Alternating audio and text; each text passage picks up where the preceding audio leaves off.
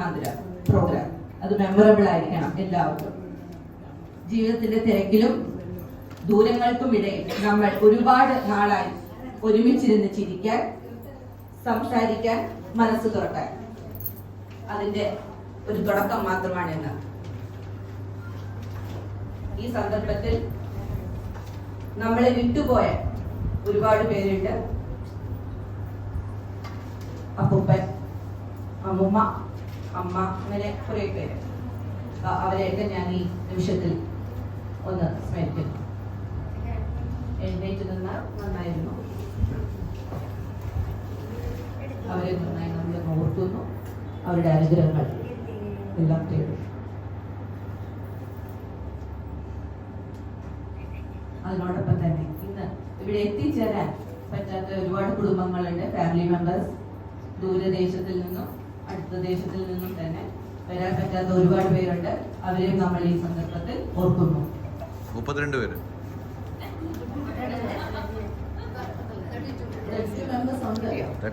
വരാനുമുണ്ട്.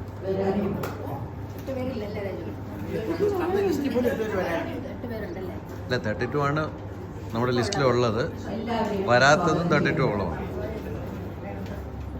ഇനി താമസിക്കാതെ ഈ പരിപാടി മനോഹരമാക്കണമെങ്കിൽ നമുക്ക് ഒരു ഈശ്വരന്റെ കൃപാകടാക്ഷം എന്തായാലും ഉണ്ടാവണം. അതിനുവേണ്ടി നമുക്ക് ദീപം തെളിയിച്ച് ഈ പരിപാടി തുടങ്ങാം.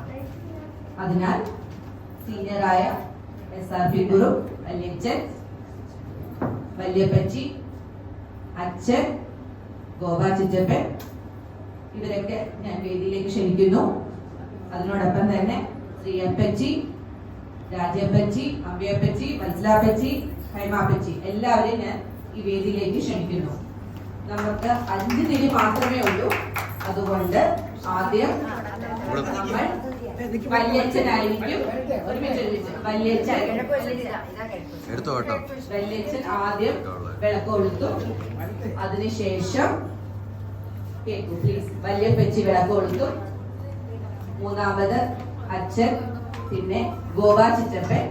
അതിനുശേഷം ഒരു തിരി ബാക്കി ഉണ്ടാവും. എല്ലാ അപ്പച്ചന്മാരും കൂടെ സഹകരിച്ച് ഒന്ന് തൊട്ട് വിളക്കെത്തിക്കാം. 5 തിരി മാത്രമേ ഉള്ളൂ. അതിനാലാണ് ഈ ഒരു പ്രോബ്ലം. എല്ലാവരും ഇങ്ങോട്ട് ശ്രദ്ധിക്കുക. നമ്മൾ വിളക്ക് കൊളുത്തി ഈ ദിവസം ആരംഭിക്കാൻ പോവുകയാണ്. മനോഹരമായി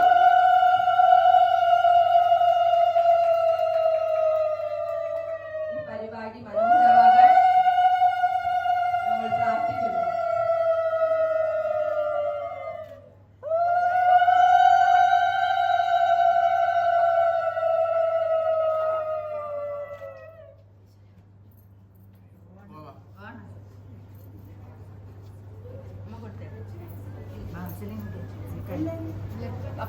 എല്ലാ അപ്പച്ചിമാരും കൂടെ കുഞ്ഞമ്മമാര്, അപ്പച്ചിമാര് എല്ലാരും കൂടെ ഒരുമിച്ചൊരു ശ്രീയപ്പച്ചി എല്ലാരും കൂടെ ഒരുമിച്ച് ഇവിടെ നിൽക്കുന്ന ഒരു ഫോട്ടോയും കൂടെ വേണം.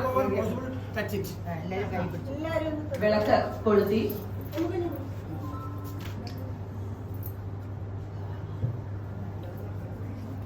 ദീപം കൊളുത്തി.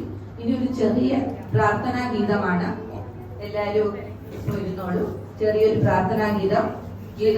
Prayer song from Theertha and Thanmaya.